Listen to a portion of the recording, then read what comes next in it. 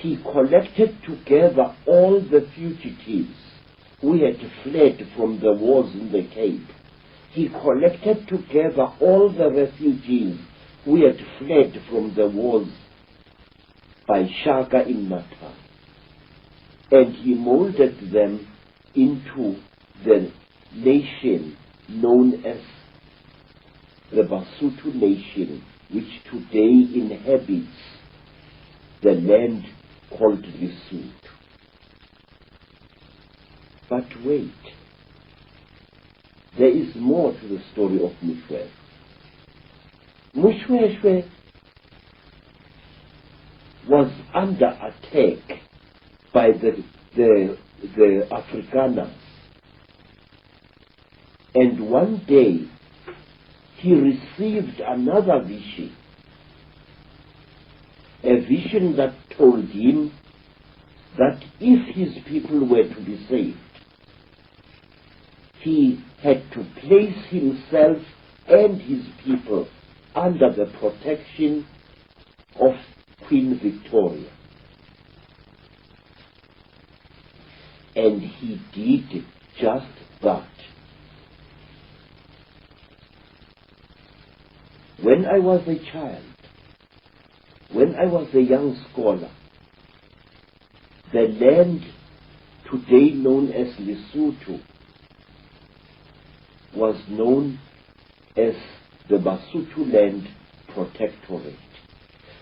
Here was a king actually destroying his sovereignty as a ruler. Mutwa enjoyed the loyalty of his people. Mutwa was greatly loved by the nation that he had formed.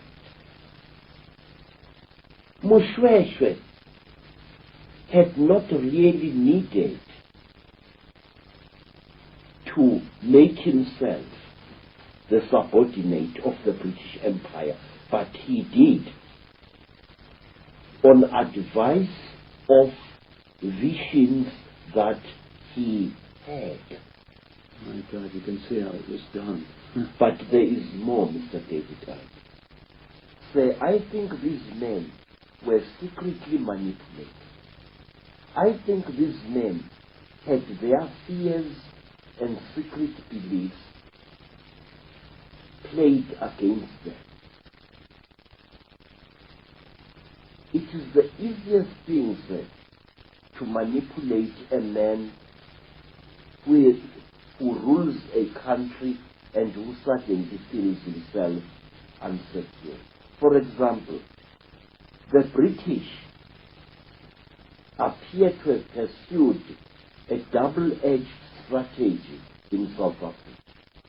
They did it in Natal, they did it in Lesotho, and they did it in Swaziland and in Botswana. What did they do? They used to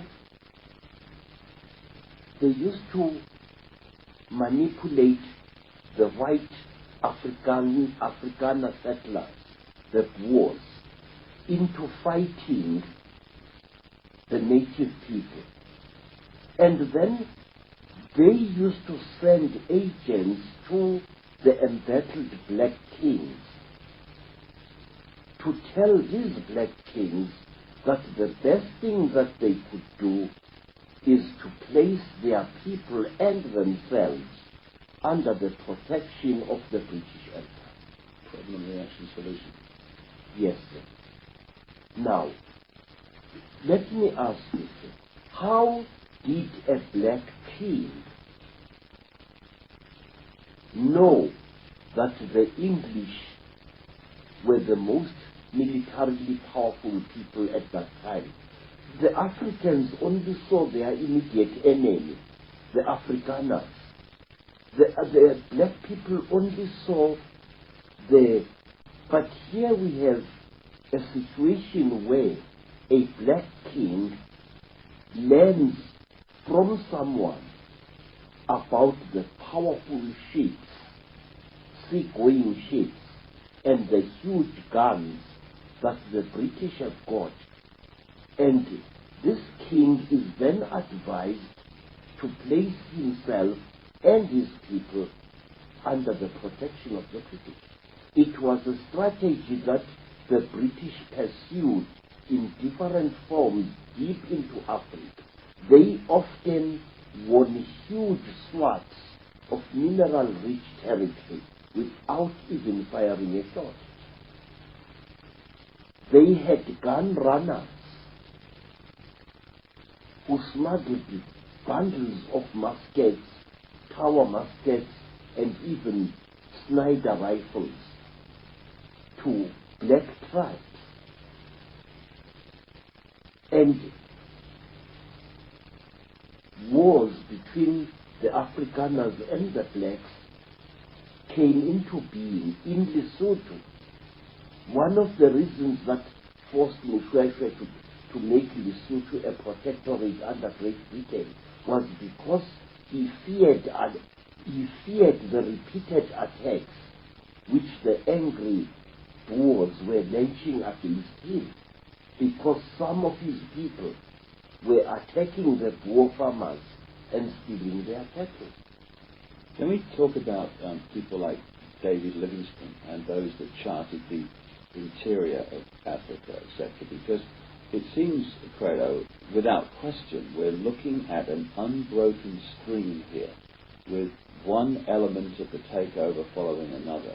So surely those, quote, heroes of Britain that charted the interior of Africa must have been involved in the story. They were. In fact, I can say to you now, sir, that the man in whose home Livingstone stayed, namely Reverend Moffat, was the one man who was grinding down King Khama's mind. He was the one man who used to send books and newspapers to Khama. They were living in the land of the Botswana, and they lived alone, a missionary and his wife. Reverend Moffat had a family of children at Kuruman in the Northern Cape. And Reverend Moffat received Livingstone. Reverend Moffat, because he was viewed by the Botswana as a man of God, could do what he liked in the land of the Mutwa. He carved himself a huge stretch of land. He planted any vegetables or fruits there that he chose. Early in his arrival, he found that area teeming with buffaloes, which is why it is called Kuruman. It's really a corruption of the Botswana word Udumane, the gathering place of the buffalo. Moffat used to welcome explorers and hunters, many of whom traveled alone through South Africa. And these hunters and adventurers,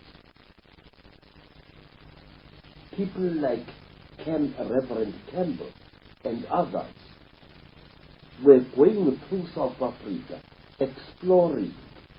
Some of them wrote books about the local customs and the local tribes that they encountered. And I think these explorers were much more than what they seemed. So how is Christianity used